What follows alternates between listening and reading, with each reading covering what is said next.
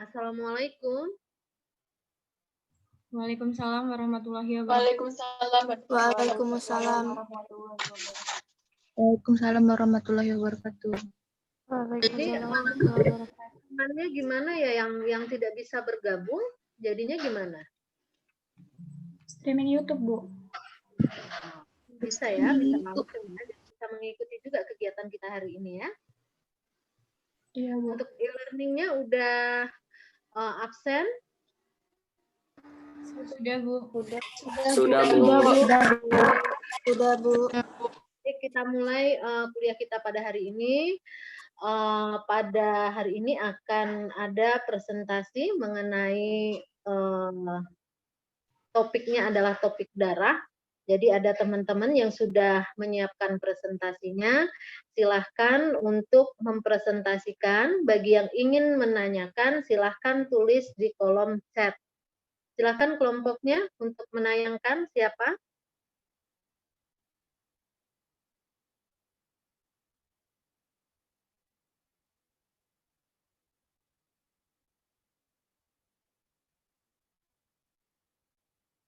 Mana kelompok yang akan presentasi?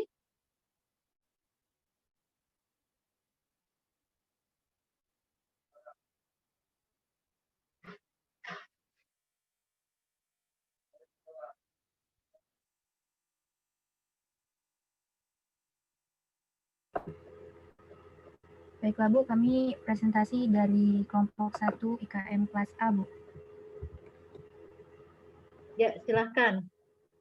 Baiklah, langsung saja kita mulai ya. Diri dan perkenalkan teman-temannya ya. Jadi teman-teman yang diperkenalkan silahkan buka videonya, kemudian lambaikan tangan. Baik, Bu. Baiklah, langsung saja kita mulai presentasi pada pagi hari ini. Assalamualaikum warahmatullahi wabarakatuh. Waalaikumsalam warahmatullahi wabarakatuh. Swastiastu, Namo Buddhaya, salam kebajikan dan salam sejahtera bagi kita semua. Selamat pagi kepada Ibu Rostika, Flora Eskep Mkes.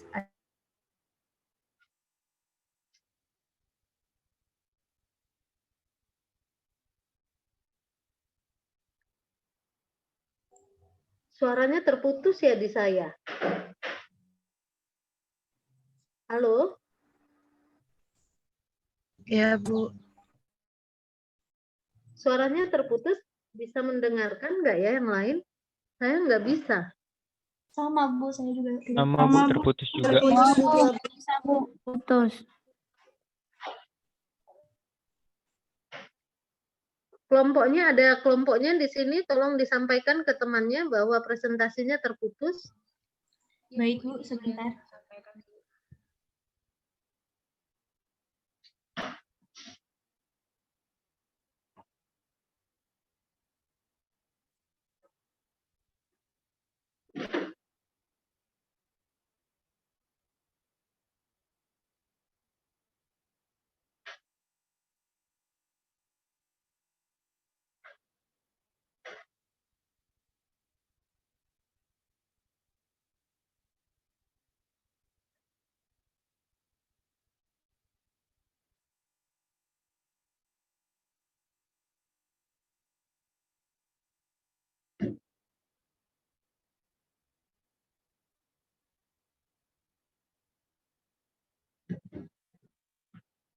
Baik, di sini saya akan menggantikan moderator. Apakah suara saya sudah terdengar jelas? Ya, sudah. Saya awali. Assalamualaikum warahmatullahi wabarakatuh. Waalaikumsalam warahmatullahi Wabarakatuh. Mohon maaf sebelumnya, izinkan saya menjadi moderator untuk presentasi pada pagi hari ini. Sebelumnya, izinkan saya memperkenalkan diri. Nama saya Dewi Putri Ayu, perwakilan dari kelompok 1 IKMA. Hari pertama-tama, kami akan memperkenalkan kelompok kami yang berjumlah 21 orang.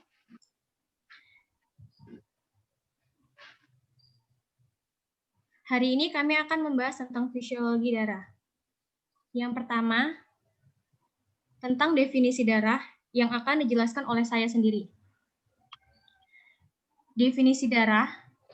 Darah adalah cairan yang terdapat pada semua makhluk. Maaf, tolong diperkenalkan dulu teman-temannya apakah hadir semua pada hari ini.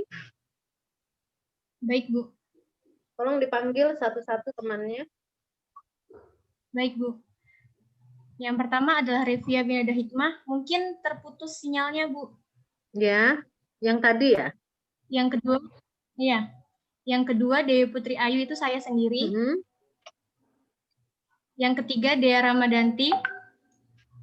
Mana Dea? Saya, Bu. Ya. Hadir, Bu. Yang keempat adalah Fajrul Hatami. Mana Fajrul? Hadir, Bu. Yang kelima adalah Syifa Aisyah. Saya, Bu. Ya.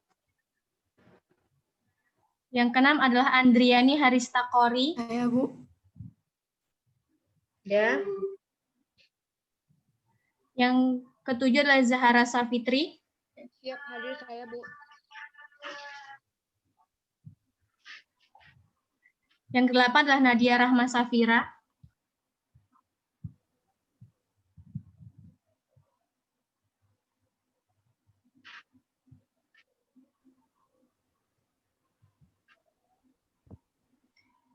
Yang kesembilan adalah Nabila Fitria Putri. Ada, Bu. Kesepuluh adalah Adenovia. Saya, Bu. Selanjutnya adalah Adelta Apriani Wandari.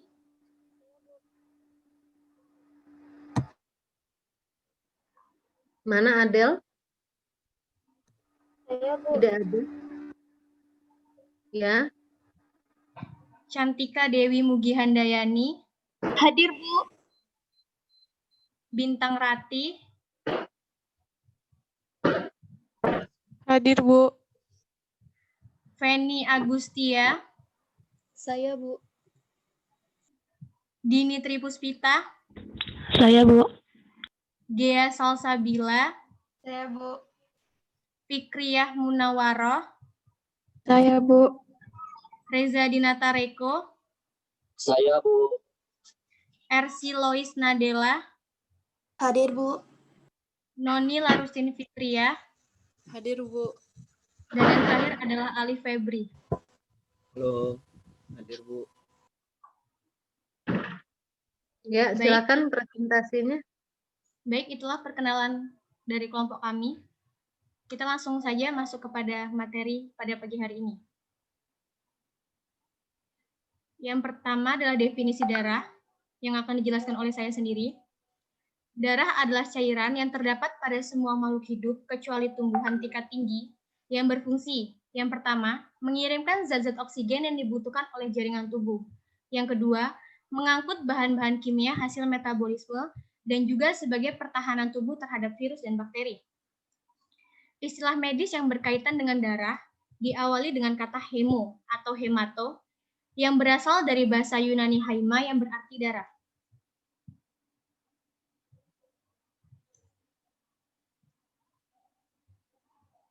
Yang selanjutnya akan dijelaskan oleh teman saya. Waktu dan tempat saya persilakan. Baik, saya akan menjelaskan tentang darah dan organ yang terlibat dalam sirkulasinya. Sistem peredaran darah atau yang dalam dunia medis lebih dikenal dengan sistem kardiovaskuler merupakan suatu sistem yang berguna untuk menyalurkan berbagai zat penting, seperti nutrisi dan oksigen dari jantung ke seluruh tubuh. Fungsi sistem peredaran darah. Yang pertama, mengeluarkan zat karbon dioksida sisa proses metabolisme tubuh melalui paru-paru. Yang kedua, menyalurkan hormon ke seluruh bagian tubuh. Yang ketiga, menyalurkan suhu tubuh secara merata.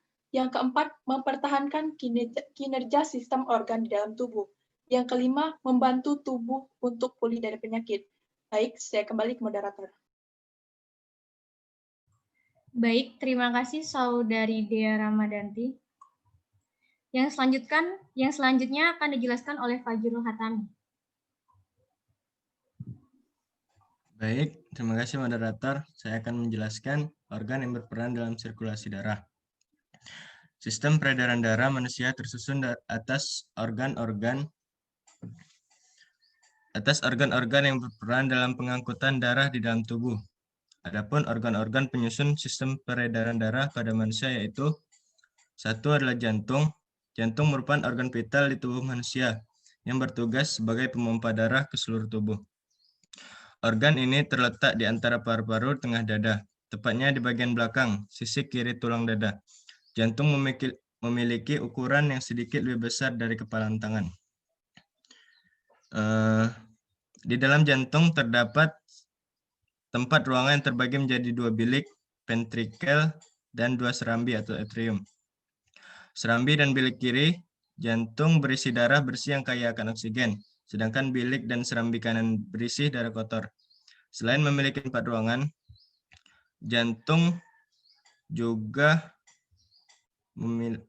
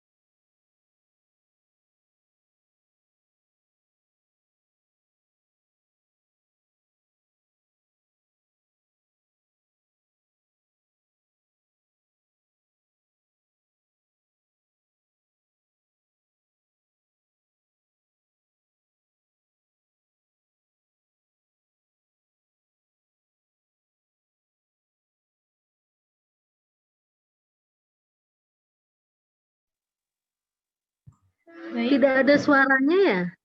baik, mungkin Saudara Fajrul terkendala oleh jaringan. Yang selanjutnya akan digantikan oleh Noni Larustin.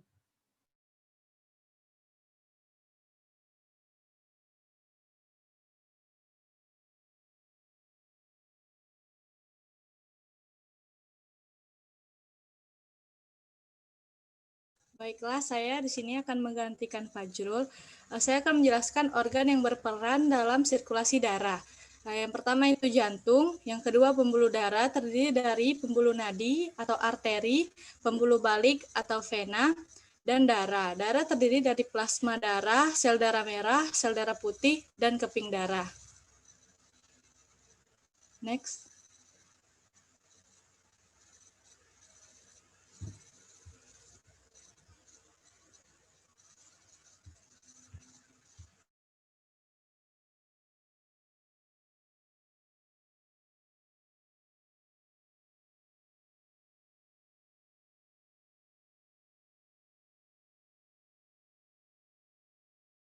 Baik, selanjutnya tentang komposisi darah akan dijelaskan oleh Saudari Sifa Aisyah.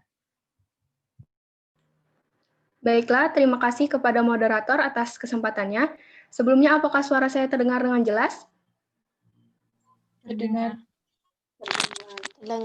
Dengar. Baik, saya Syifa Aisyah akan melanjutkan presentasi sebelumnya. Di sini saya akan menjelaskan tentang komposisi darah. Dalam darah terdiri atas 2 komponen utama. Yang pertama yaitu plasma darah, dan yang kedua ada komponen padatan atau korpuskuli. Yang pertama ada plasma darah. Dalam plasma darah terdapat 55% plasma darah. Plasma darah terdiri dari 90% air, 8% protein terlarut, 1% asam organik, dan 1% garam. Nah, dalam plasma darah ini juga terkandung berbagai macam zat yang kemudian dapat dikategorikan dalam berbagai golongan. Golongan apa saja itu? Yang pertama ada golongan karbohidrat, contohnya glukosa. Yang kedua ada golongan protein atau protein, contohnya albumin fibrinogen. Yang ketiga ada golongan lemak atau lipid, contohnya kolesterol. Yang keempat ada golongan enzim, contohnya amilase. Yang kelima ada golongan hormon, contohnya insulin, adrenalin. Yang keenam ada golongan mineral, contohnya besi dan kalium. Yang ketujuh ada golongan vitamin, contohnya vitamin K dan vitamin A. Dan kedelapan ada golongan ampas metabolik, contohnya urea dan asam urat.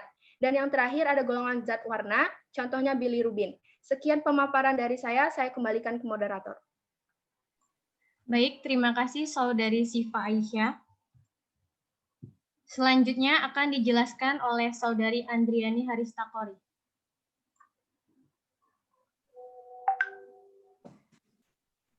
Baiklah, jadi di sini saya akan melanjutkan presentasi dari teman saya sebelumnya. Jadi materi yang akan saya sampaikan pada hari ini adalah tentang komponen padatan atau korpus kuli. Komponen padatan atau korpus kuli terdiri atas sel-sel darah yang terdapat 3 jenis sel darah, yaitu yang pertama ada eritrosit atau sel darah merah. Eritrosit ini kandungannya itu sebesar 90%. Eritrosit sendiri berfungsi untuk mengandung hemoglobin, yang dimana hemoglobinnya ini berfungsi untuk mengedarkan oksigen. Lalu yang kedua, ada trombosit atau keping-keping darah. Kandungannya itu sebesar 0,6% sampai 1,0%. Trombosit ini sendiri pun memiliki fungsi untuk membantu proses pembukuan darah. Lalu yang ketiga itu ada leukosit atau sel darah putih. Leukosit ini kandungannya kira-kira sebesar 0,25%. Leukosit ini sendiri pun berfungsi yang pertama untuk menjaga sistem kekebalan tubuh, lalu yang kedua untuk membunuh bakteri atau virus yang mencoba masuk ke dalam tubuh. Baiklah, sekian dari saya kembalikan ke moderator. Terima kasih. Baiklah, terima kasih kepada Saudari Adriani Kori. Sebelumnya saya mohon maaf tadi terkendala jaringan ya teman-teman. Selanjutnya langsung saja kita lanjutkan ke jenis dan fungsi sel yang akan dijelaskan oleh Saudari Zahara. Kepada Saudari Zahara, waktu dan tempat saya persilakan. Terima kasih kepada moderator. Sebelumnya, apakah suara saya terdengar? Terdengar. Baiklah. Jenis dan fungsi sel darah. Jadi, jenis dan fungsi sel darah itu terdiri dari 3 macam. Yang pertama, sel darah merah. Yang kedua, sel darah putih. Dan ketiga, keping darah. Yang pertama yang akan saya bahas adalah sel darah merah atau lebih dikenal dengan eritrosit. Jadi, sel darah merah atau eritrosit ini adalah sel darah yang paling banyak jumlahnya. Sel darah merah ini dengan hemoglobinnya berperan untuk mengikat dan membawa oksigen ke paru-paru guna diedarkan ke seluruh tubuh dan juga mengangkut karbon dioksida dari seluruh tubuh untuk dikeluarkan ke paru-paru. Nah, sel darah merah ini tidak memiliki nukleus dan yang lainnya. Yang kedua, itu adalah sel darah putih atau leukosit. Sel darah putih atau leukosit ini berperan untuk mempertahankan tubuh dari serangan penyakit. Dalam 1 mm kubik darah terdapat 5.000 sampai 10.000 leukosit. Selain itu, leukosit juga berfungsi melawan infeksi virus, jamur, bakteri yang dapat menimbulkan resiko tubuh terserang beragam penyakit. Sel darah putih juga akan memproduksi sifat antibodi yang mampu memerangi beberapa zat asing di dalam tubuh. Nah, sel ini juga menyerang benda asing yang masuk dan menghancurkan sel abnormal yang muncul di dalam tubuh dan juga membersihkan debris sel. Sel darah putih ini terdapat di dalam darah, hanya sewaktu transit dari tempat produksi dan penyimpanan di sumsum tulang. Setiap saat, sebagian besar sel darah putih ini berada di luar darah, di jaringan, tugasnya untuk berpatroli atau bertempur. Nah, semua sel darah putih ini memiliki rentang usia yang terbatas dan harus diganti melalui diferensiasi dan proliferasi sel-sel prekursor. Jumlah total dan persentase setiap jenis sel darah putih yang diproduksi itu tergantung pada kebutuhan pertahanan semua tubuh. Selanjutnya. Next.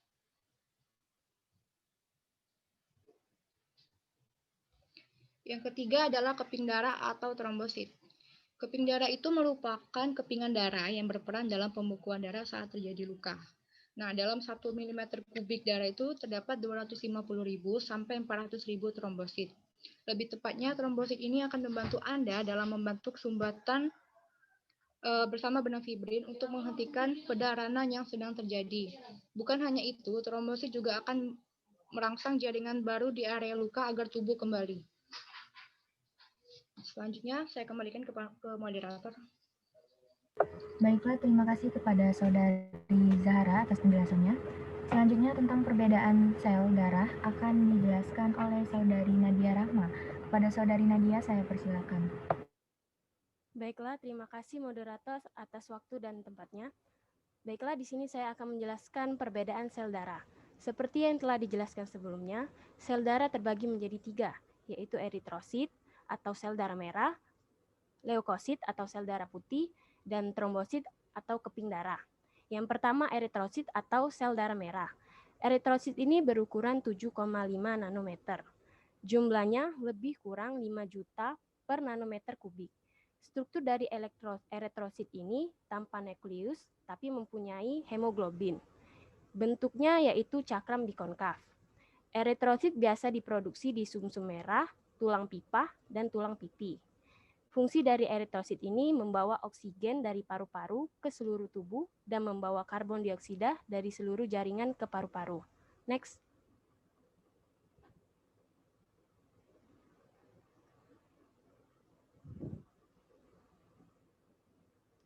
Yang kedua ada leukosit atau sel darah putih.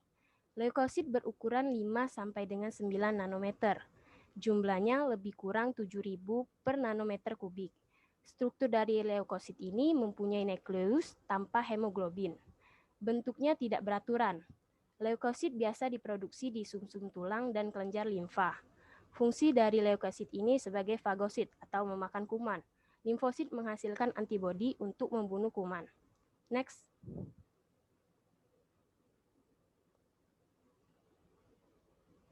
Yang ketiga ada trombosit atau keping darah. Trombosit berukuran 1 sampai dengan 4 nanometer. Jumlahnya lebih kurang 300.000 per nanometer kubik. Struktur dari trombosit ini tanpa nukleus, tanpa hemoglobin. Bentuknya tidak beraturan. Trombosit biasa diproduksi di sumsum tulang belakang. Fungsinya sebagai pembekuan darah. Terima kasih, saya kembalikan ke moderator. Terima kasih kepada Saudari Nadia Rahma atas penjelasannya. Selanjutnya saya persilakan kepada Saudari Nabila untuk menjelaskan materi. Baik, terima kasih saya ucapkan kepada moderator. Selanjutnya tentang mekanisme peredaran darah manusia. Sistem peredaran darah adalah sistem transportasi yang melibatkan 3 komponen. Yang pertama darah sebagai medium transportasi, yang kedua jantung sebagai pemompa, dan yang terakhir pembuluh darah sebagai saluran. Sistem peredaran darah manusia terbagi menjadi 3, yakni sirkulasi sistemik, sirkulasi pulmonal, dan sirkulasi koroner. Ketiga sirkulasi ini saling bekerja sama untuk memastikan kelangsungan hidup manusia. Selanjutnya, saya kembalikan ke moderator. Terima kasih kepada Saudari Nabila.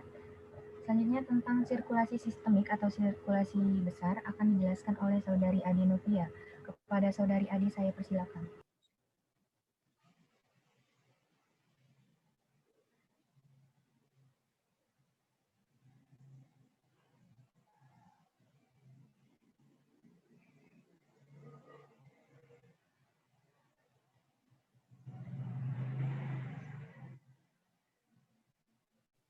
Baik, mungkin saudari Ade lagi tergenerasinya, jadi saya akan menggantikannya.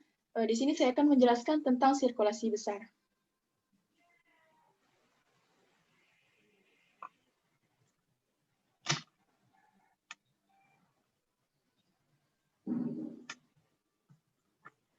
Jadi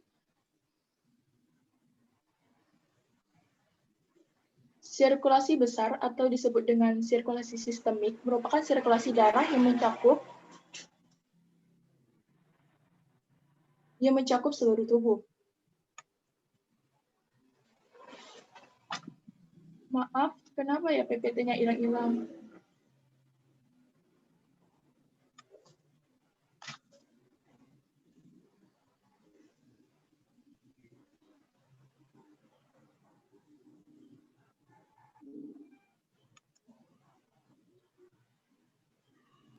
Mohon maaf teman-teman, terjadi kesalahan teknis. Kita tunggu sebentar.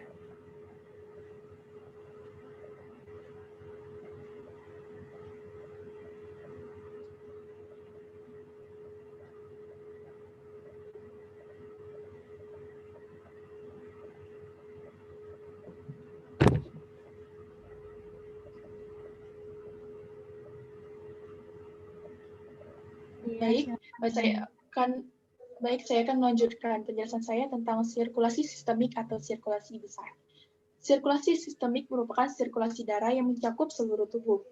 Sirkulasi besar ini berlangsung ketika darah yang mengandung oksigen mengisi serambi kiri jantung melalui vena pulmonalis, usai melakukan pelepasan karbon dioksida di paru-paru. Kemudian, darah yang sudah berada di serambi kiri diteruskan ke bilik kiri, untuk selanjutnya disalurkan ke seluruh tubuh melalui pembuluh darah utama atau disebut aorta. Darah yang dipompa melewati aorta akan terus mengalir hingga ke bagian paling tepi di seluruh area tubuh. Setelah menyalurkan berbagai zat yang dibawa ke sel-sel tubuh, darah akan mengalir kembali menuju serambi kanan jantung untuk mengalami proses pembersihan darah. Baik, saya kembali ke moderator.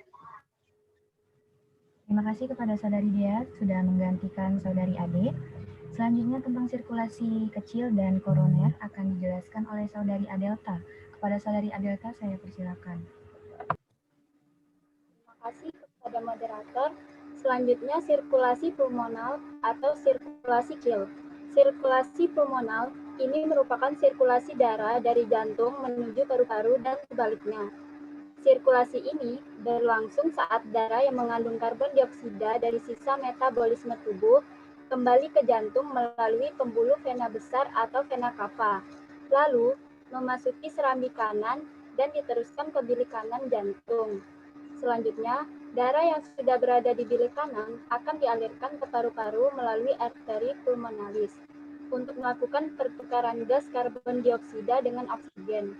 Setelah itu, darah bersih yang kaya oksigen akan memasuki serambi kiri jantung melalui vena pulmonalis.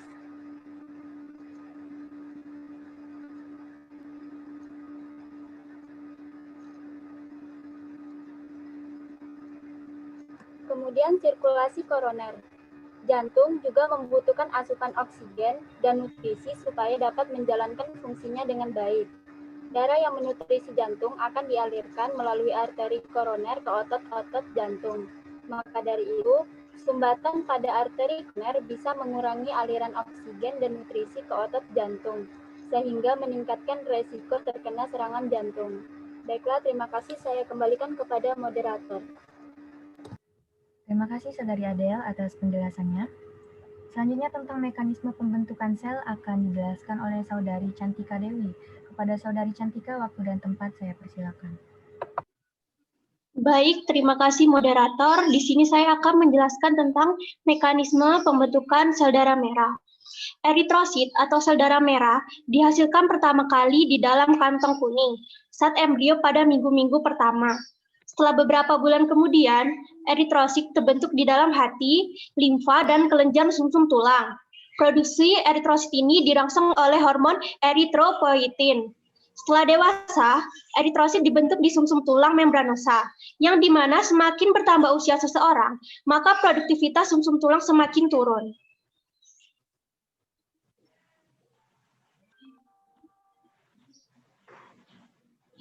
Next. Kemudian, sel pembentuk eritrosit atau hemositoblast akan membentuk berbagai jenis yaitu leukosit, eritrosit, megakaryosit atau pembentuk keping darah. Rata-rata umur sel darah merah kurang lebih 120 hari. Sel-sel darah yang rusak akan dihancurkan dalam sistem retikulum endotelium, terutama dalam limfa dan hati. Setelah rusak, eritrosit yang terdiri dari globin dan hemoglobin ini akan dipecah menjadi asam amino untuk digunakan sebagai protein dalam jaringan-jaringan. Dan zat besi dalam hemin dan hemoglobin dikeluarkan untuk dibuang dalam pembentukan sel darah merah lagi. Baik, saya kembalikan ke moderator. Terima kasih.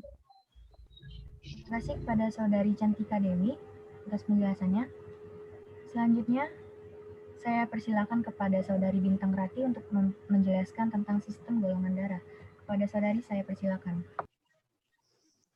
Baik, terima kasih moderator. Di sini saya akan menjelaskan tentang sistem penggolongan darah dengan menggunakan antigen A dan B. Antigen A dan B ada di dalam sel darah merah manusia. Antigen ini sering disebut aglutinogen karena bisa menyebabkan aglutinasi atau penggumpalan pada sel darah. Seseorang bisa mempunyai 1, 2 antigen ataupun tidak memiliki antigen. Dan antigen ini sifatnya diturunkan dari orang tua ke anaknya. Baiklah, selanjutnya saya serahkan kembali kepada moderator. Terima kasih. Terima kasih kepada Saudari Bintang. Selanjutnya Langsung saja dilanjutkan oleh Saudari Feni. Pada Saudari Feni saya persilakan. Baiklah, saya ucapkan terima kasih kepada moderator.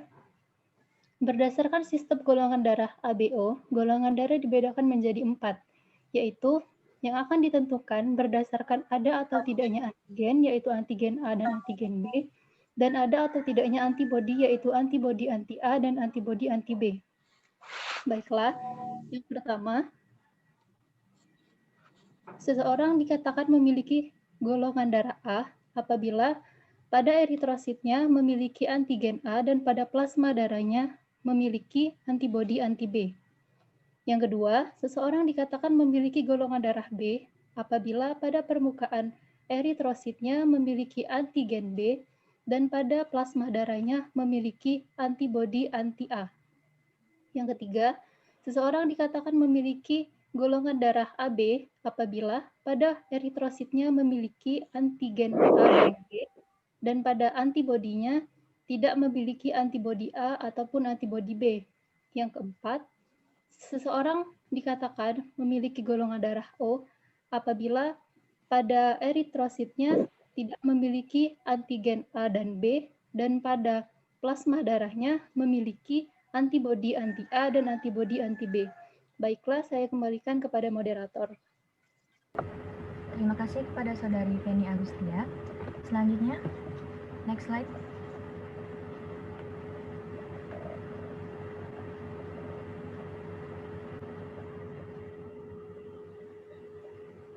Baiklah, selanjutnya akan dilanjutkan oleh Saudari Dini. Pada Saudari Dini saya persilakan. Baiklah, terima kasih kepada moderator. Maaf sebelumnya, apakah suara saya terdengar dengan jelas? Jelas. Terdengar. Nah, baiklah.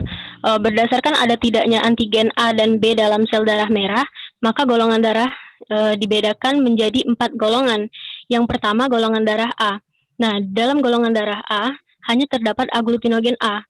Maka saat dilakukan tes darah dengan menggunakan serum anti alfa, serum anti beta, dan serum anti alfa beta, maka yang akan mengaglutinasi atau menggumpal adalah saat ditetesi dengan serum anti A dan serum anti alfa beta. Sedangkan saat ditetesi dengan serum anti B, maka tidak akan terjadi aglutinasi atau penggumpalan.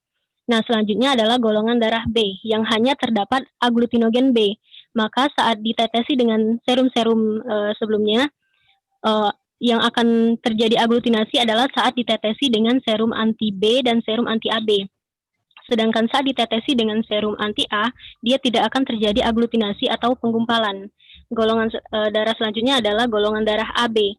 Nah, dalam golongan darah AB terdapat aglutinogen A dan aglutinogen B. Maka saat ditetesi dengan serum anti A, serum anti B, dan serum anti AB, maka akan terjadi aglutinasi atau penggumpalan di setiap sampel darah yang ditetesi dengan serum-serum tersebut. Nah, golongan darah selanjutnya adalah golongan darah O.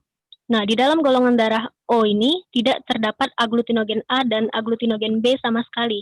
Maka saat ditetesi dengan serum-serum tersebut, tidak akan terjadi aglutinasi atau penggumpalan di setiap sampel darah yang ditetesi serum-serum tersebut. Nah, selanjutnya biasanya saat tes darah juga ditetesi dengan serum anti D atau serum anti delta yang juga disebut dengan serum anti resus. Nah, apabila saat ditetesi dengan serum anti resus dan terjadi aglutinasi atau penggumpalan, berarti golongan darah tersebut merupakan golongan darah dengan resus positif. Namun apabila tidak terjadi aglutinasi atau penggumpalan, berarti golongan darah tersebut adalah golongan darah dengan resus negatif. Baiklah, terima kasih. Saya kembalikan ke moderator. Terima kasih kepada Saudari Bintang Rati, Feni, dan juga Dini yang telah menjelaskan tentang sistem golongan darah. Selanjutnya saya persilakan kepada Saudari Gea untuk menjelaskan transfusi darah. Pada Saudari Gea saya persilakan. Baiklah, terima kasih moderator atas waktu dan tempatnya. Di sini saya akan menjelaskan tentang transfusi darah. Transfusi darah ialah pemindahan darah dari pendonor ke dalam peredaran darah penerima yang biasa disebut dengan resipien. Definisi lain adalah suatu proses pekerjaan pemindahan darah dari orang yang sehat kepada orang yang sakit. Transfusi darah juga merupakan bagian dari penanganan dokter untuk menyelamatkan nyawa pasien yang kekurangan darah atau sedang menderita penyakit tertentu. Darah yang ditransfusikan itu biasanya dalam bentuk komponen darah secara keseluruhan yang disebut dengan whole blood atau salah satu komponen darah saja. Terima kasih, saya kembalikan ke moderator. Terima kasih Saudari Gia atas penjelasannya. Selanjutnya,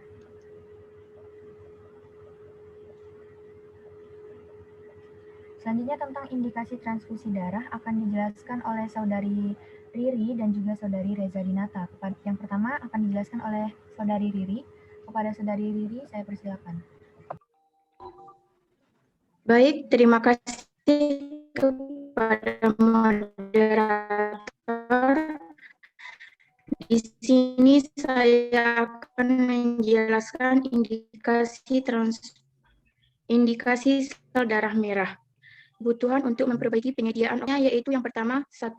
Kehilangan darah yang akut. Jika darah hilang karena trauma atau pembedahan, maka baik penggantian sel darah merah maupun volume darah dibutuhkan. Yang hemoglobin 80 gram per liter atau kurang. 3. Anemia yang berkaitan dengan kelainan menahun seperti penderita penyakit keganasan, artritis reumatoid, atau protes radang menahun yang tidak berespon terhadap hematinik lalu dilakukan transfusi. 4. Gagal ginjal.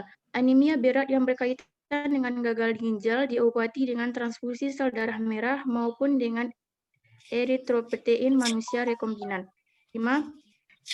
Gagal sumsum tulang karena leukemia. Pengobatan sitotoksik atau infiltrat keganasan membutuhkan transfusi sel darah merah dan komponen lain. 6.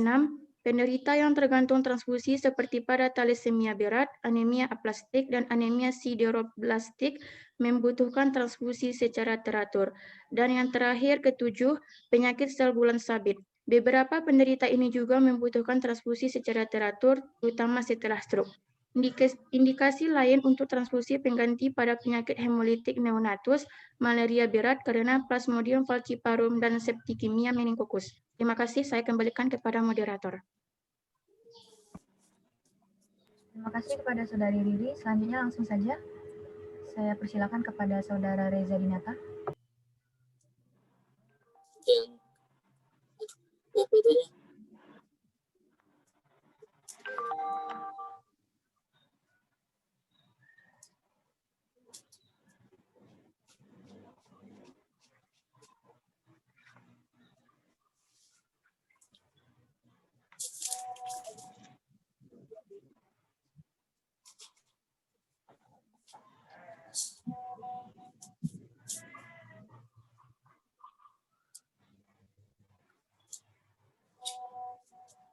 Indikasi transfusi darah yang kedua yaitu trombosit.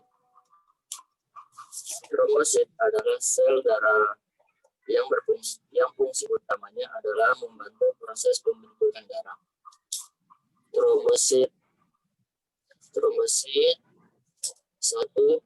Sumsum tulang belakang. Yang kedua, kelainan fungsi trombosit. Ketiga, trombositopenia. Keempat, venous cardiopulmoner. Yang kelima, purpura trombositopenia autoimun. Saya kembalikan ke moderator. Baiklah, sekali lagi terima kasih kepada Saudari Riri dan juga Saudara Nata. Selanjutnya, tentang macam-macam transfusi darah. Next slide. Akan dijelaskan oleh Saudari Ersi Lois. Kepada Saudari Ersi, saya persilakan. Baik, terima kasih moderator atas kesempatannya. Di sini saya Ersi Lois Nadella akan menjelaskan tentang macam-macam transfusi darah. Next slide. Yang pertama ada darah lengkap atau whole blood. Sesuai dengan nama transfusinya, transfusi ini memberikan seluruh komponen darah, baik sel darah merah, sel darah putih, atau yang lainnya, tanpa dipisahkan, langsung diberikan melalui transfusi darah. Transfusi ini biasanya diberikan kepada pasien yang mengalami kasus pendarahan hebat seperti operasi besar. Yang kedua ada transfusi packet red blood cell. Transfusi ini ideal untuk pasien yang mengalami kekurangan sel darah merah, tetapi tidak memerlukan penggantian volume. Transfusi ini sama dengan transfusi darah lengkap atau whole blood, tetapi pembedanya terdapat pada jumlah plasmanya. Transfusi paket red blood cell memiliki jumlah plasma yang lebih sedikit daripada darah lengkap. Contoh transfusi ini biasanya digunakan untuk pasien yang menderita anemia. Yang ketiga ada transfusi trombosit. Transfusi ini digunakan untuk mengembalikan kadar trombosit yang kurang dari tubuh. Contohnya, pasien yang mengalami leukemia dengan kadar trombosit yang lemah, dan pasien yang mengalami demam berdarah dengue yang sangat berat. Yang keempat, transfusi plasma darah beku segar atau fresh frozen plasma atau VFP. Transfusi ini biasanya digunakan untuk penderita yang mengalami kelainan pembekuan darah yang mengalami pendarahan. Contohnya, untuk pasien yang mengalami hemofilia. Yang terakhir, ada transfusi kropresivitat. Transfusi ini kaya akan fibrinogen dan 3 jenis pembekuan darah lainnya. Transfusi ini biasanya digunakan untuk pasien yang mengalami kekurangan fibrinogen. Contoh pasien yang dibutuhkan untuk transfusi ini adalah hipofibrinogenemia. Selain itu,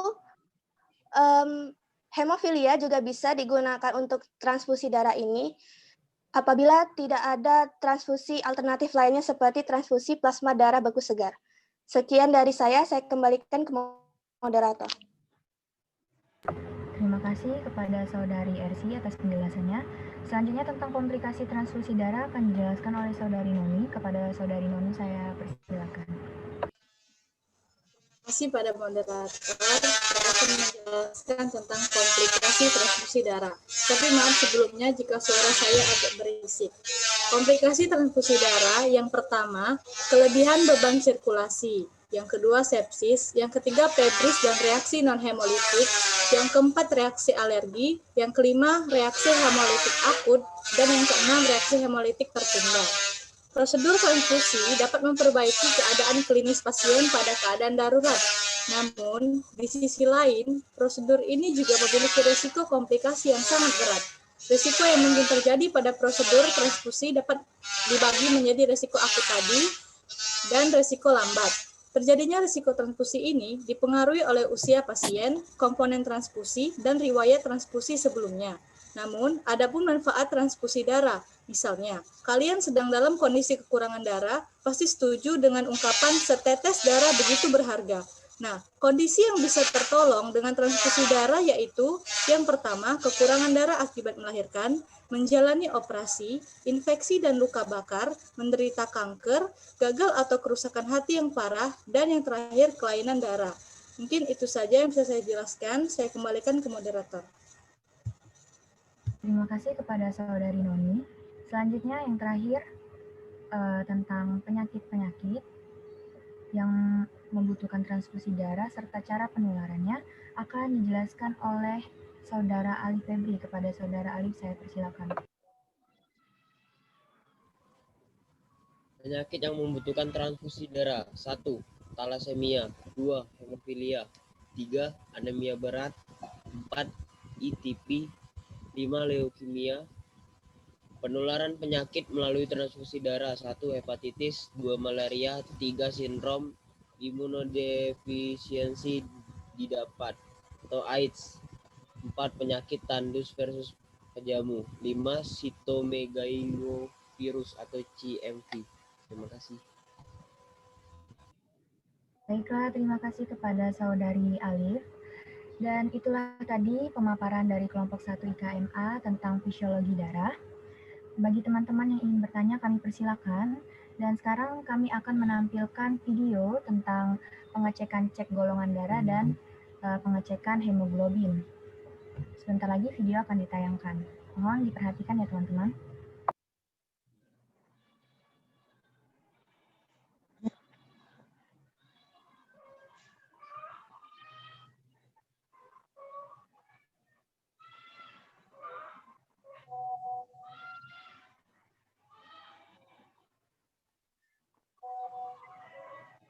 Baik, ini videonya. Mohon diperhatikan ya sekali lagi teman-teman. Yang ingin bertanya kami persilakan melalui room chat. Terima kasih.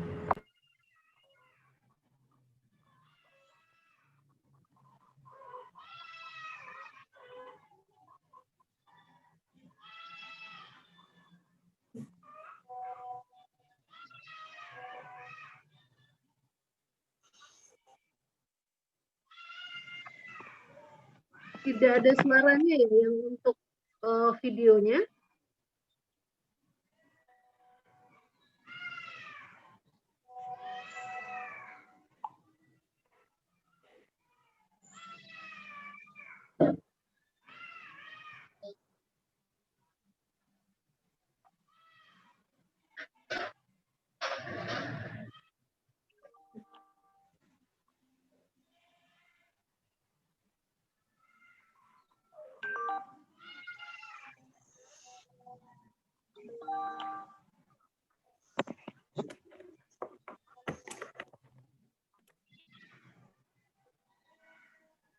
Kalau tidak ada suaranya, mungkin dari kelompok bisa menjelaskan ini apa?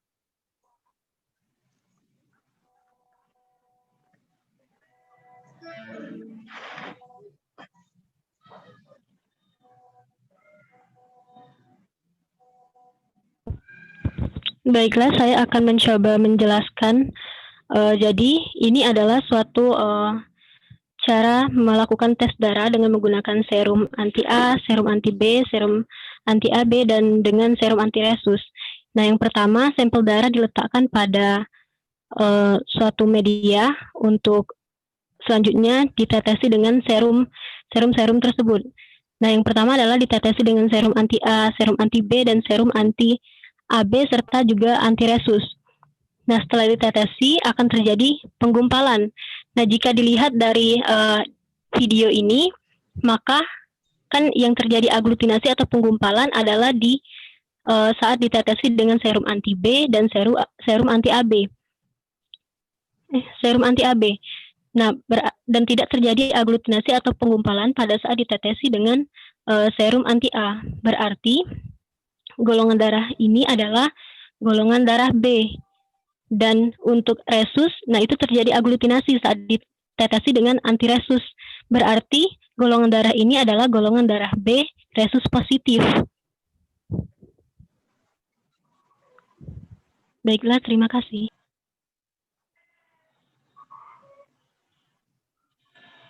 Persis untuk cara yang pertama tadi ya. Jadi aku cuma mau berulang tadi itu ke 7 pasien ini.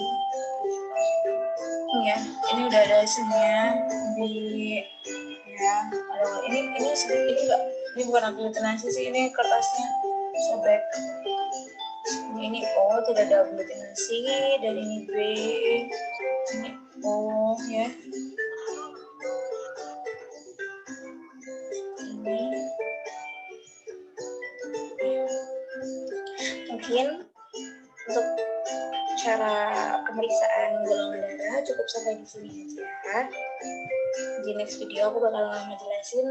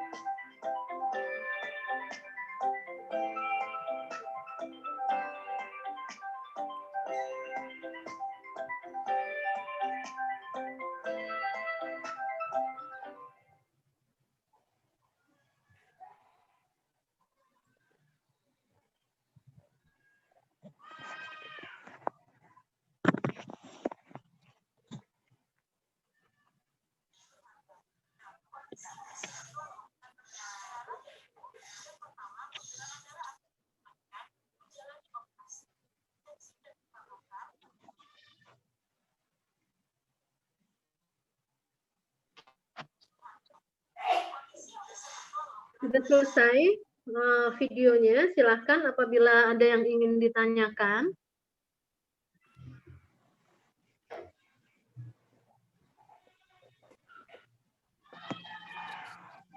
Ada yang ingin ditanyakan?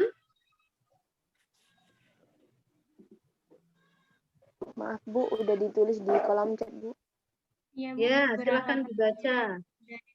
Yang di kolom chat.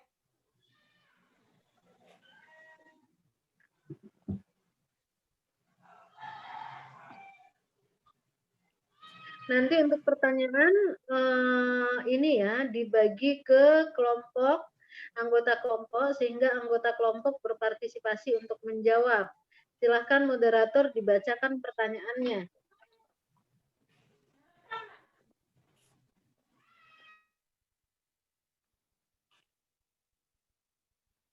Baik, saya akan menggantikan moderator yang sementara terhalang sinyal lagi.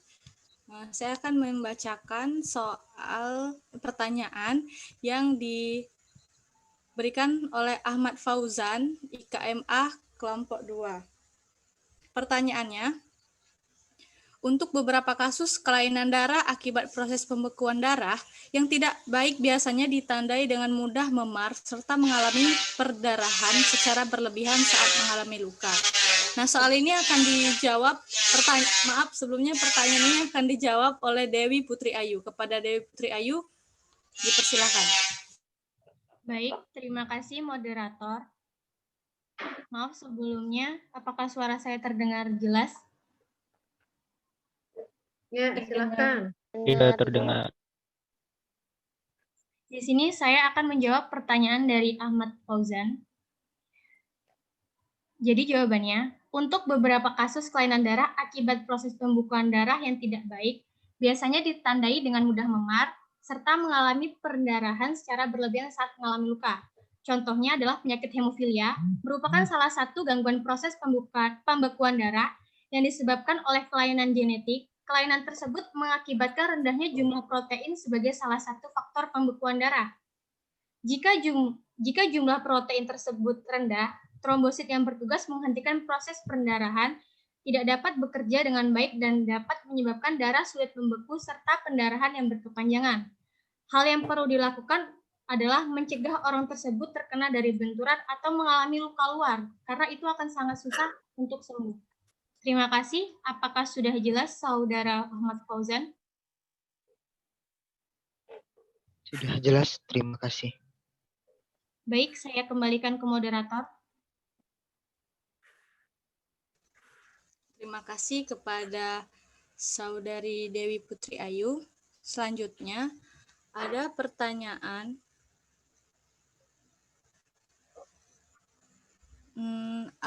Pertanyaannya, bagaimana sel darah putih melawan infeksi dan bagaimana reaksi tubuh saat itu?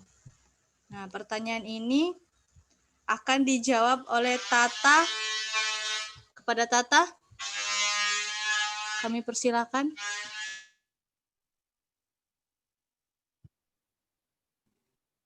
Baiklah, jadi di sini saya akan menjawab pertanyaan. Pertanyaan itu adalah bagaimana sel darah putih melawan infeksi dan bagaimana reaksi tubuh saat itu. Jawabannya adalah sel darah putih atau leukosit itu ada 5 jenis leukosit yang berbeda yang mengembang tugas spesifik masing-masing. Nah, 5 komponen sel darah putih itu disebut yang pertama ada neutrofil, basofil, eosinofil, monosit, dan limfosit. Nah, salah satu leukosit yang bisa kita lihat fungsi kerjanya itu untuk melawan infeksi itu ialah neutrofil. Nah, neutrofil ini hampir setengah dari jumlah sel darah putih dalam tubuh. Neutrofil adalah sel pertama dari sistem kekebalan tubuh yang merespon dengan cara menyerang bakteri atau virus. Sebagai tameng utama, neutrofil juga akan mengirimkan sinyal yang memperingati sel-sel lain dalam sistem kekebalan tubuh untuk merespon bakteri, virus, dan infeksi. Lalu, neutrofil umumnya ada pada nanah yang keluar dari infeksi atau luka di tubuh seseorang. Leukosit ini akan keluar setelah dilepaskan dari sumsum tulang dan bertahan di tubuh hanya sekitar 8 jam. Tubuh Anda dapat memproduksi sekitar 100 miliar sel neutrofil tiap harinya. Nah, itulah cara kerja leukosit atau sel darah putih dalam melawan infeksi atau bakteri. Sekian dari saya, terima kasih. Baik, terima kasih kepada Saudari Andriani. Selanjutnya ada pertanyaan dari Ananda Hoirunisa dari kelompok 3 IKMB. Nah, pertanyaannya, salah satu ciri eritrosit yang telah disampaikan yaitu memiliki bentuk cakram bikonkav. Pertanyaannya, bagaimana jika bentuk eritrosit itu abnormal dari bentuk yang seharusnya? Lalu, apa dampaknya jika bentuk abnormal tersebut terjadi? Nah, pertanyaan ini akan dijawab oleh Saudara Alif Febri. Kepada Alif Febri, kami persilahkan.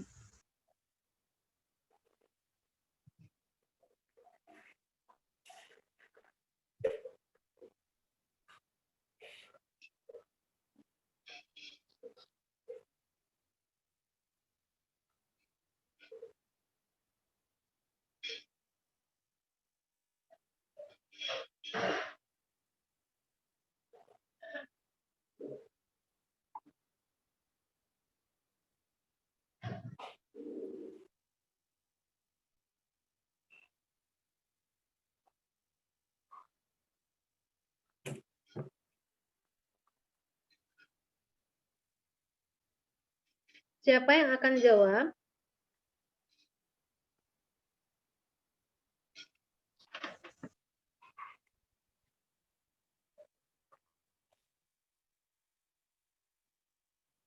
Tidak ada suaranya. Sepertinya Alif ganti pertanyaan yang lain dulu. Ada pertanyaan dari Revanza Rizal yang akan dijawab oleh Siva Aisyah. Kepada Siva Aisyah, kami persilahkan. Baik, terima kasih kepada moderator. Di sini saya Siva Aisyah akan menjawab pertanyaan dari Revanza Rizal dari kelompok 3 IKMA. Pertanyaannya adalah faktor yang bisa menyebabkan seseorang memiliki penyakit darah tinggi dan bagaimana cara pencegahannya.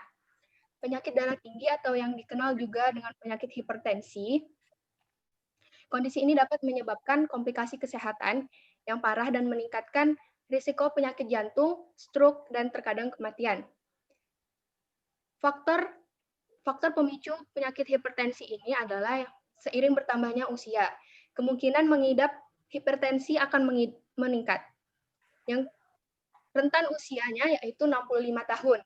Kemudian faktor yang lain yaitu mengkonsumsi banyak garam, kelebihan berat badan, memiliki keluarga dengan hipertensi, jadi penyakit ini turun-menurun, kemudian kurang makan buah dan sayuran, jarang berolahraga, minum terlalu banyak seperti minum kopi yang mengandung banyak kafein, dan terlalu banyak mengonsumsi minuman keras.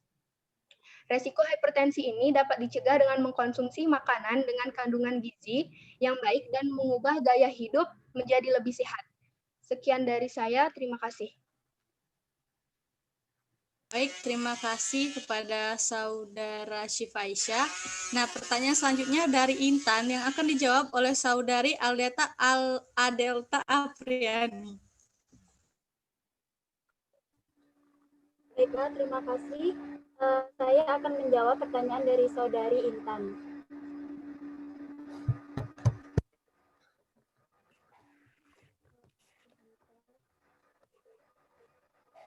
Pertanyaannya, Selain sebagai antibodi, sel darah putih juga berfungsi untuk melindungi tubuh dari infeksi. Apakah jika seseorang kekurangan jumlah sel darah putih, pertahanan tubuhnya akan melemah? Berapakah jumlah maksimum dari sel darah putih? Berapa lama umur sel darah putih mampu bertahan dalam tubuh? Ya, jumlah total sel darah putih 7 juta per mil per darah. Jumlah total dan persentase setiap jenis sel darah putih yang diproduksi bergantung pada kebutuhan pertahanan sesaat tubuh. Saya kembalikan kepada moderator. Baik, terima kasih kepada Saudari Adelta.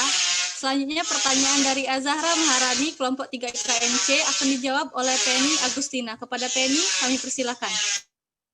Baiklah, di sini saya akan menjawab pertanyaan dari Azahra Maharani, kelompok 3 IKMC. Pertanyaannya, apakah faktor yang dapat menyebabkan leukosit tersebut menjadi tidak normal? Leukosit yang rendah umumnya disebabkan oleh infeksi virus yang mengganggu kerja sumsum tulang dan mempengaruhi jumlah sel darah putih, seperti HIV dan hepatitis. Selain itu, kondisi ini juga bisa disebabkan oleh kelainan bawaan yang menyebabkan menurunnya fungsi sumsum tulang. Penyakit autoimun yang menghancurkan leukosit atau bahkan sumsum tulang belakang, seperti penyakit lupus, sarkoidiosis, yaitu suatu kondisi yang ditandai dengan munculnya penumpukan sel radang atau granuloma yang tersebar di berbagai bagian tubuh, penyakit kanker atau penyakit lainnya yang merusak sumsum tulang, efek samping dari kemoterapi dan radioterapi. Baiklah, saya kembalikan ke moderator. Terima kasih kepada Saudari Penny. Selanjutnya pertanyaan Yusran Rafu dari kelompok 1 IKMB akan dijawab oleh Dea. Kepada Saudari Dea, kami persilakan.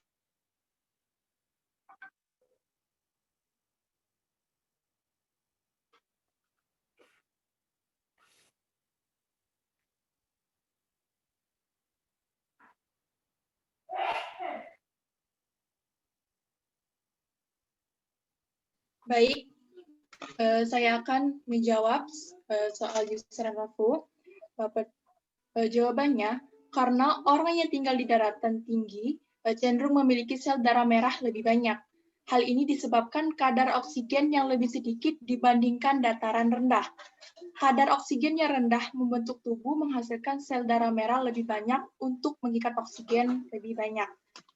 Sekian penjelasan saya, apakah sudah jelas? Sudah jelas, terima kasih. Kembali ke moderator.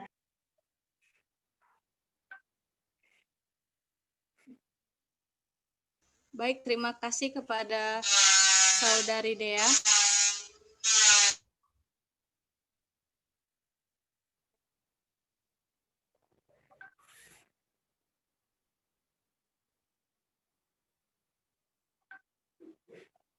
Nah, selanjutnya ada pertanyaan dari Aliudia Risa yang akan dijawab oleh Ade. Kepada Ade, kami persilakan.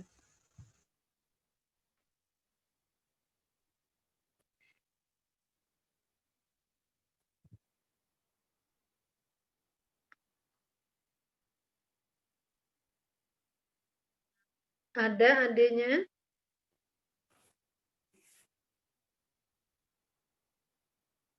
Baiklah Bu, saya sendiri saja yang akan menjawab pertanyaannya. Pertanyaan dari Aliudia Risa, apa saja yang menjadi penyebab turunnya kadar hemoglobin? Yaitu yang pertama, kekurangan gizi, yang kedua, kehamilan, yang ketiga, kehilangan darah, yang keempat, kelainan darah, dan yang kelima, penyakit kronis. Mungkin itu saja. Apakah sudah jelas, Aliudia Syifa? Sudah jelas, terima kasih. Baik. Selanjutnya ada pertanyaan dari Sarah yang akan dijawab oleh Dewi Putri Ayu. Kepada Dewi. Maaf sebelumnya Noni, ke Cantika. Oh baik, maaf salah. Cantika, silakan menjawab pertanyaan dari Sarah. Kepada Saudari Cantika, kami persilakan. Baiklah, terima kasih moderator. Saya akan menjawab pertanyaan dari Sarah Dwi Putri. Pertanyaannya adalah apa penyebab umur eritrosit tidak mencapai 120 hari dan apa penyebabnya dan apa yang terjadi apabila seseorang mengalami hal tersebut. Eritrosit adalah jenis sel darah yang berfungsi untuk mengikat oksigen atau karbon dioksida. Oksigen yang diikat kemudian diedarkan seluruh tubuh. Eritrosit memiliki bentuk bikonkav atau seperti cakram. Eritrosit sendiri terdiri atas sebuah protein yaitu hemoglobin. Hemoglobin inilah yang menyebabkan darah dapat mengikat gas, oksigen maupun karbon dioksida. Sepanjang 120 hari itu, eritrosit akan beredar di pembuluh darah. Namun, dikarenakan eritrosit tidak dapat melakukan sintetis protein, maka kerusakan yang dialami sel darah tidak mungkin untuk diperbaiki. Akibatnya, terjadi perubahan pada membran eritrosit yang menjadi semakin rapuh dan akhirnya terjadi penuaan. Setelah 120 hari, eritrosit yang sudah menua akan dipecah di hati, mati dan akan digantikan sel-sel darah merah baru. Membran sel yang rapuh dapat menyebabkan jadi sel mudah pecah dan akhirnya sel dapat mengalami lisis sebelum 120 hari. Menurut saya memang benar, eritrosit semakin lama semakin lemah dibandingkan dengan hal ini. Hal ini disebabkan karena sekarang terjadi banyak faktor yang dapat mempengaruhi kerapuhan eritrosit itu tersendiri. Faktor yang menyebabkan eritrosit itu semakin melemah adalah perubahan terjadi di kehidupan kita ini. Seperti contohnya pekerjaan yang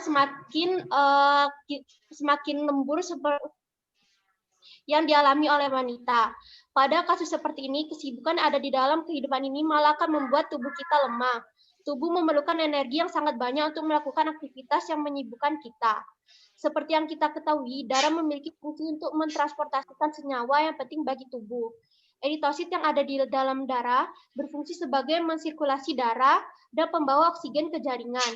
Jika kita lihat, kita bisa dengan mudahnya mengidentifikasi orang yang lelah dengan banyaknya keringat yang muncul dan juga nafas ngos-ngosan.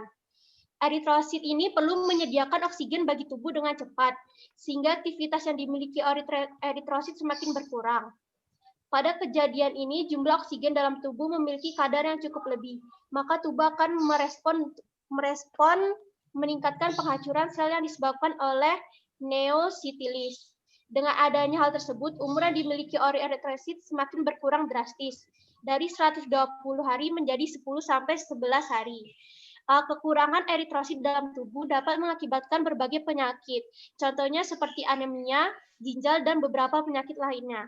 Terima kasih, saya kembalikan ke moderator. Baik, terima kasih kepada Saudari Cantika. Selanjutnya ada pertanyaan dari Revanza yang akan dijawab oleh Saudara Alif Febri. Kepada Alif Febri, kami persilakan.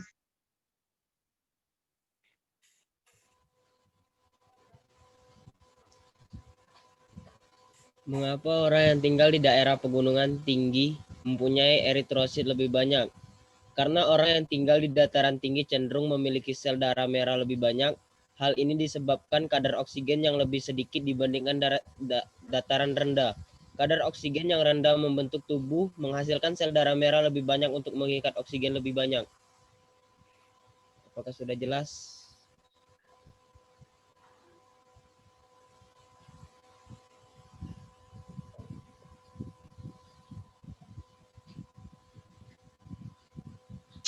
Bagaimana Saudara Yusran Raffi, apakah sudah jelas?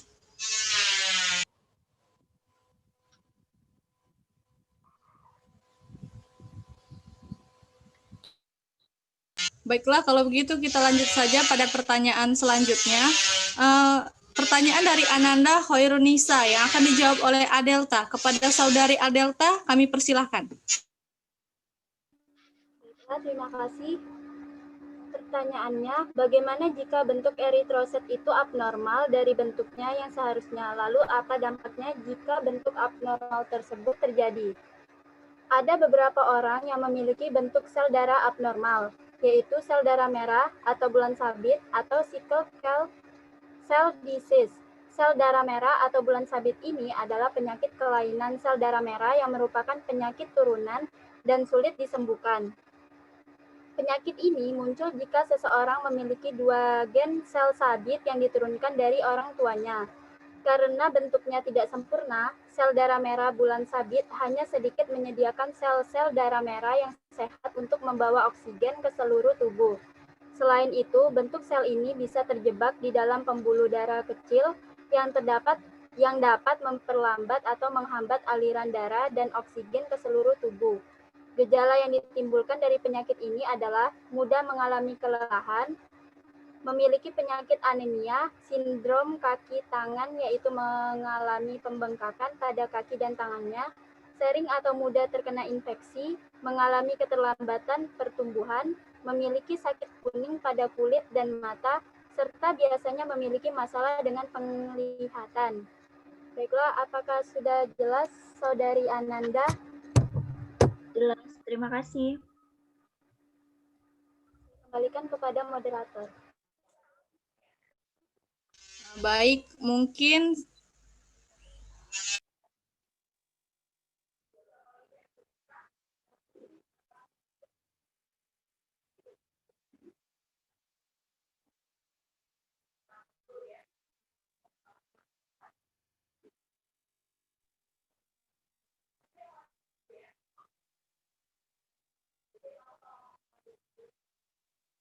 Tidak ada suaranya. baik, pertanyaan dari Tiana akan dijawab oleh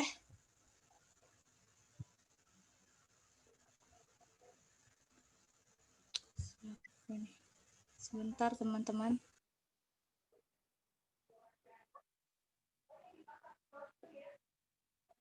Akan dijawab oleh Saudari Nabila. Kepada Saudari Nabila, kami persilakan. Baik, di sini saya akan mencoba menjawab pertanyaan dari Tiana Zahratul Azizah dari kelompok 2 IKMB. Pertanyaannya, kapan darah membeku dan jelaskan proses pembekuan darah. Umumnya, seperti yang kita ketahui bahwa darah membeku saat terjadinya luka. Pembekuan darah sebenarnya merupakan respon alami tubuh untuk menghentikan pendarahan dan menyembuhkan luka. Namun, jika terjadi secara tidak normal, penggumpalan darah dapat menyebabkan beragam gangguan kesehatan, seperti emboli paru, penyakit jantung, dan lain-lain. Saat terjadi luka atau cedera, pembuluh darah dapat rusak dan terjadilah pendarahan. Untuk menghentikan pendarahan tersebut, tubuh kita akan mengaktifkan serangkaian proses pembekuan darah dan penyembuhan luka. Prosesnya, yang pertama, trombosit membentuk sumbatan. Trombosit akan beraksi ketika pembuluh darah rusak atau ada luka. Lalu pembentukan pembekuan darah. Pengertian proses pembekuan darah. Setelah bekuan darah terbentuk dan pendarahan terkendali, protein-protein lain akan menghentikan faktor pembekuan agar gumpalan tidak berlanjut lebih jauh dari yang diperlukan. Dan yang terakhir, tubuh perlahan-lahan membuang sumbatan. Ketika jaringan kulit yang rusak sembuh, otomatis sumbatan tidak diperlukan lagi. Helai fibrin pun hancur, dan darah mengambil kembali trombosit dan sel-sel dari bekuan darah. Terima kasih. Apakah Saudari Tiana sudah jelas? Terima kasih, sudah jelas. Baik, saya kembalikan kepada moderator.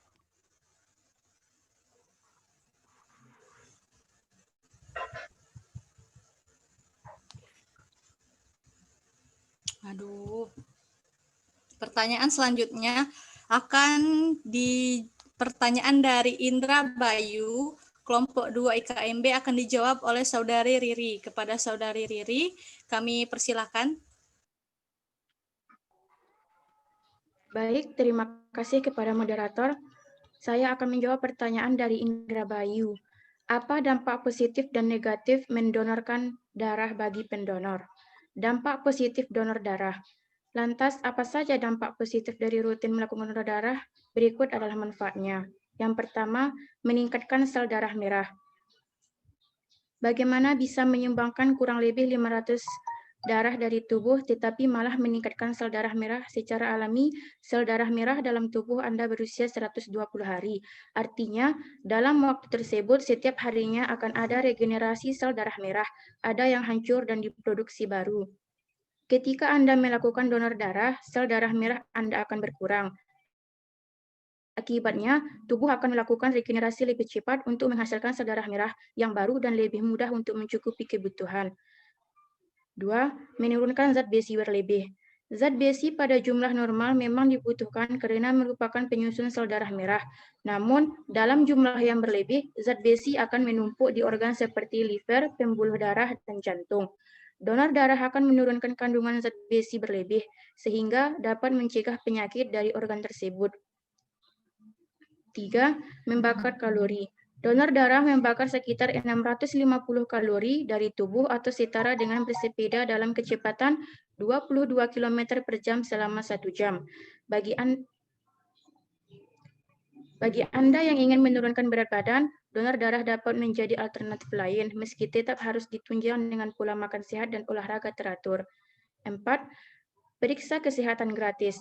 Untuk mencegah terjadinya efek negatif terhadap pendonor maupun resipian atau penerima donor, petugas kesehatan akan melakukan screening dan pemeriksaan tersebut orang yang mau menyumbangkan darahnya. Dampak negatif donor darah. Yang pertama, infeksi. Jika proses pengambilan darah tidak dilakukan secara steril, misalnya jarum tidak baru dan tidak steril, atau tempat penyuntikan tidak dibersihkan terlebih dahulu, maka pendonor akan berisiko terkena infeksi berbagai penyakit. Oleh karena itu, patuhi aturan dan petunjuk yang diberikan sebelum mulai donor darah. Yang kedua, nyeri dan memar. Tempat penyuntikan pastinya akan terasa nyeri. Namun, jika proses penyuntikannya tidak dilakukan dengan benar atau kesulitan mendapat akses terhadap pembuluh darah, maka kondisi memar pun bisa muncul. 3. Reaksi donor. Gejala-gejala yang muncul akibat donor darah sering disebut reaksi donor. Ketika tubuh secara mendadak kehilangan sejumlah darah, pastinya akan menyebabkan ketidakseimbangan sistem di dalam tubuh. Gejala yang paling sering dirasakan adalah mual, muntah, pusing, lemas, napas cepat, berkeringat, hingga pingsan. Dan yang terakhir, perdarahan tidak berhenti. Jika pendonor memiliki riwayat penyakit seperti hemofilia namun tidak terdeteksi sebelum melakukan donor darah, ini berbahaya. Kondisi ini bisa saja menyebabkan perdarahan tidak berhenti di tempat penyuntikan. Terima kasih, saya kembalikan kepada moderator.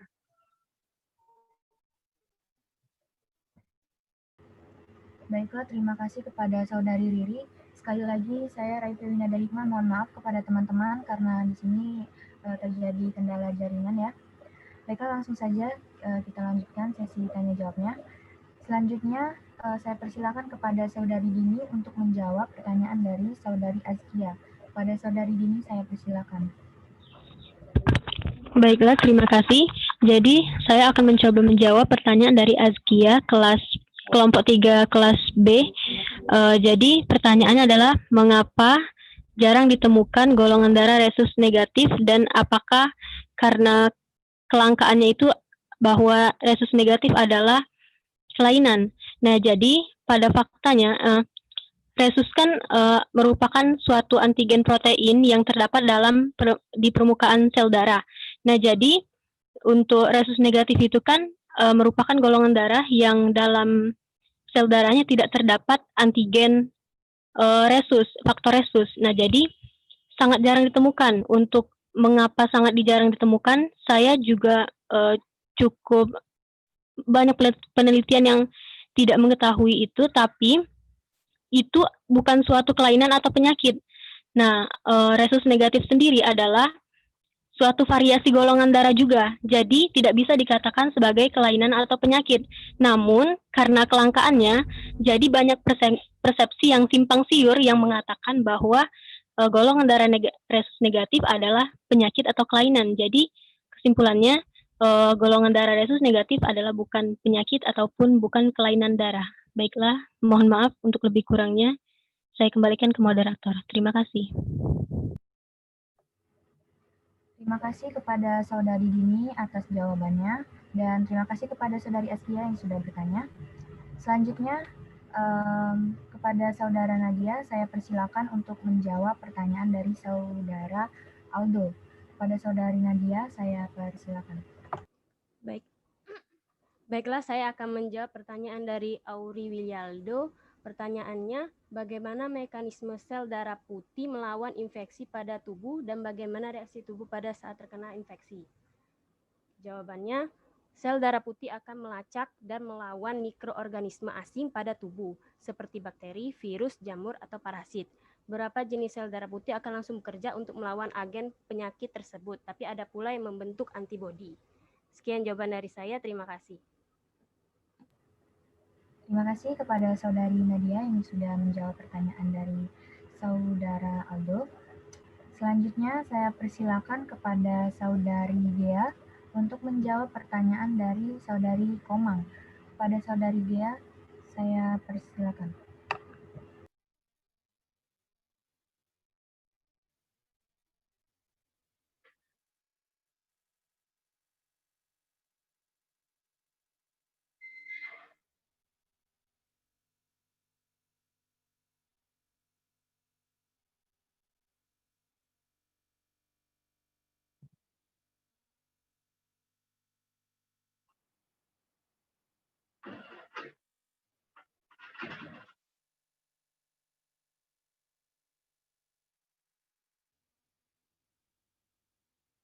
Mana yang akan jawab?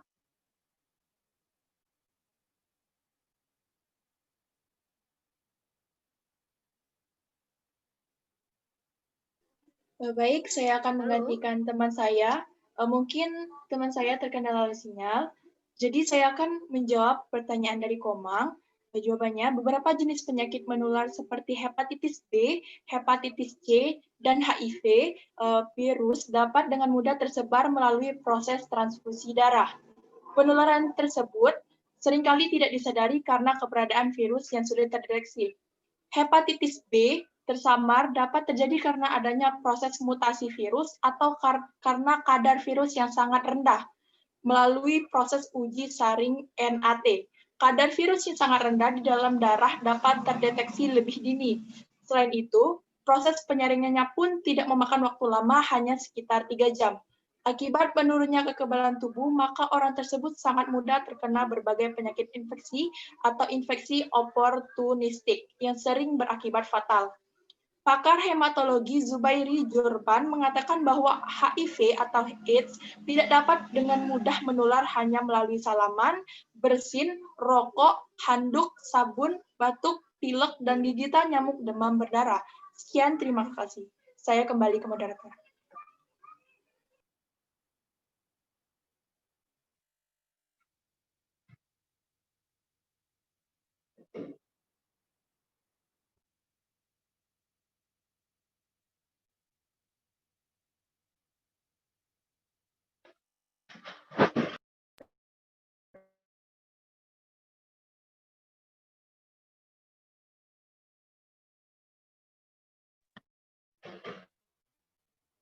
Baik, moderatornya mana ini menghilang? Maaf Ya, sebelumnya. jadi untuk pertemuan pada hari ini, ya kita waktunya terbatas ya. Jadi untuk pertemuan pada hari ini kita cukupkan sampai di sini. Tolong nanti semua jawaban-jawaban dari pertanyaan tersebut atau yang belum dijawab itu tetap disampaikan. Jadi nanti berikan ke saya. Untuk selanjutnya saya letakkan di e-learning. Jadi siapapun bisa membaca dari jawaban-jawaban tersebut.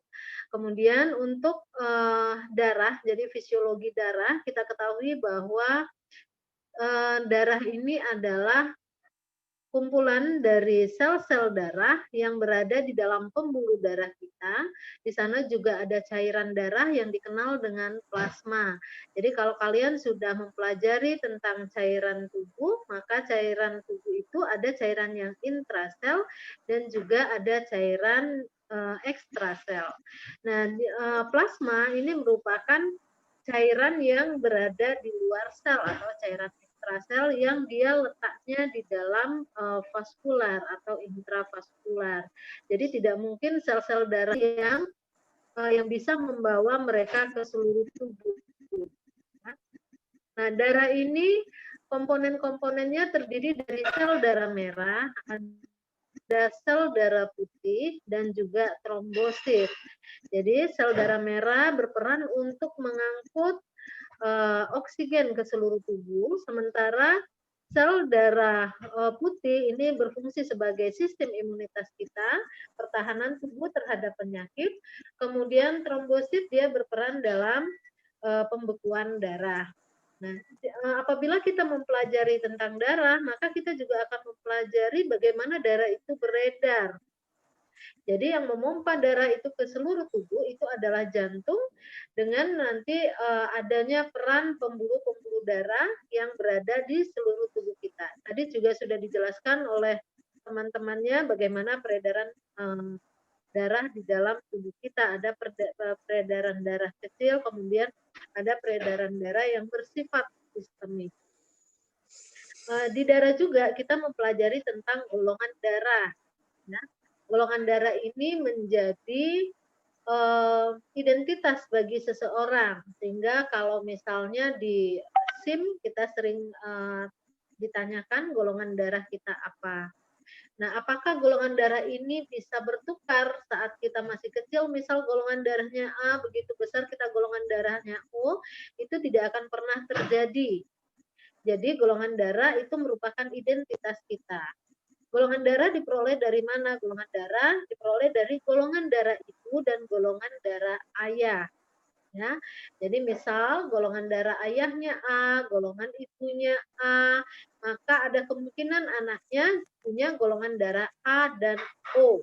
Tidak akan mungkin anaknya mempunyai golongan darah B. Ya. Nah, golongan darah ini sangat penting artinya karena pada saat kita terjadi kekurangan darah, di mana kadar Hb-nya turun, maka diperlukan transfusi, maka yang menjadi indikator menentukan darah apa yang bisa didonorkan ke dalam tubuh kita adalah golongan darah. Biasanya di rumah sakit, walaupun kita sudah menjelaskan atau bilang bahwa saya golongan darah A, tetapi akan tetap dilakukan pemeriksaan ulang, karena ditakutkan terjadi kesalahan dalam pendonoran. Kemudian darah ini, sel-sel darah merah, erat juga kaitannya dengan kadar hemoglobin. Tadi ada yang menanyakan tentang kadar hemoglobin. Nah, kadar hemoglobin darah yang rendah ini kita kenal dengan kata anemia. Anemia ini bisa terjadi pada ibu hamil, bisa terjadi pada remaja putri, bisa terjadi pada orang-orang yang tidak banyak mengkonsumsi makanan yang bersumber zat besi. Ini yang bisa berdampak terhadap penurunan kadar hemoglobin. Dengan sendirinya, apabila terjadi penurunan kadar hemoglobin, ini juga akan mengakibatkan transport oksigen ke seluruh tubuh kita itu menjadi berkurang. Sehingga orang dengan anemia akan mengeluh cepat ngantuk, cepat lelah, cepat terasa lemas badannya, karena oksigen yang diperlukan di sel-sel tubuh kita itu berkurang. Tadi juga ada yang menanyakan kenapa kalau misalnya orang-orang yang berada di daerah pegunungan itu kadar eritrositnya lebih banyak daripada orang-orang yang tidak berada di daerah pegunungan. Kondisi pegunungan mengakibatkan kadar oksigen di sana terbatas. Sama halnya dengan apabila orang yang berada di dasar sungai, yaitu pada saat terjadi menyelam. Ya, kondisi menyelam itu bisa mengakibatkan kondisi hipoksia. Hipoksia adalah kondisi di mana kadar oksigen di dalam tubuh kita itu rendah. Nah, maka ada sistem di dalam tubuh kita di mana untuk meningkatkan kadar oksigen dengan cara memproduksi sel darah merah dalam jumlah yang banyak. Nah, kondisi inilah yang mengakibatkan orang di daerah pegunungan itu akan lebih tinggi kadar hemoglobinnya atau jumlah eritrositnya. Nah, pengetahuan tentang penambahan sel darah merah akibat hipoksia ini dipakai oleh atlet, di mana pelatih-pelatihnya akan mengajak atlet itu untuk berlatih di daerah pegunungan atau melakukan olahraga dengan menciptakan hipoksia dengan cara melakukan lebih banyak olahraga di dalam air, melakukan menyelam, ya itu dalam rangka untuk meningkatkan kadar eritrosit yang lebih banyak sehingga kadar hemoglobinnya juga akan tinggi. Jadi kalau dia mempunyai kadar hemoglobin yang tinggi, tentunya hantaran oksigen ke seluruh tubuhnya itu juga akan lebih banyak. Ya, jadi ini kesimpulan dari apa yang kita diskusikan pada hari ini. Untuk selanjutnya Anda juga bisa membaca slide yang sudah saya berikan di e-learning. Silakan Anda baca. Di sana juga banyak pengetahuannya tentang darah. Jadi silahkan dipelajari. Untuk pertemuan pada hari ini kita cukupkan sampai di sini. Saya tutup. Assalamualaikum warahmatullahi wabarakatuh. Waalaikumsalam warahmatullahi wabarakatuh. Baiklah teman-teman, selesai sudah presentasi pada pagi hari ini. Semoga materi hari ini bisa diterima dengan baik dan dapat dipahami tentunya ya. Saya Raifia mewakili teman-teman, mohon maaf sekali jika terjadi kesalahan, baik itu kesalahan dalam penyampaian maupun perbuatan, bahkan kesalahan teknik sekalipun. Sekali lagi kami mohon maaf. Dan kepada Allah kami mohon ampun. Terima kasih. Akhir kata saya akhiri. Wassalamualaikum warahmatullahi wabarakatuh. Waalaikumsalam warahmatullahi wabarakatuh.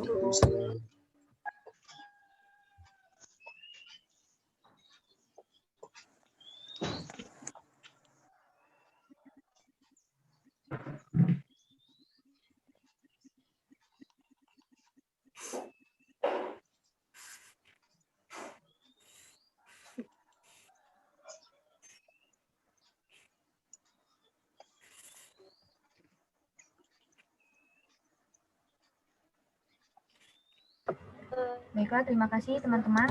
Kalau ingin live dipersilakan.